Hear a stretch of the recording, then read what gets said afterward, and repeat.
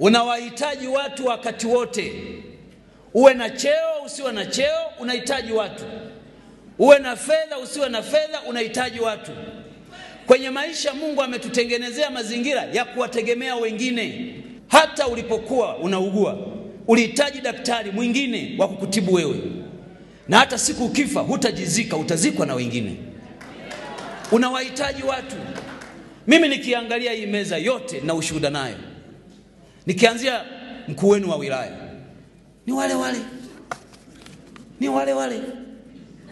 Sisi tukiwa umoja wa vijana, yeye makamu mwenyekiti wa umoja wa vijana taifa, tunajipanga, tunamsubiri kiongozi wetu na nyimbo tunamuimbia ni yule. Leo ni mkuu wa wilaya, mimi ni naibu waziri mkuu.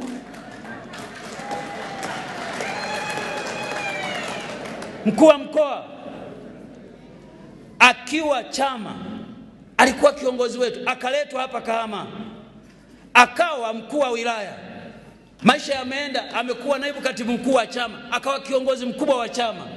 Mimi nilikuwa waziri, yeye mkuu wa wilaya, leo mkuu wa mkoa, mimi naibu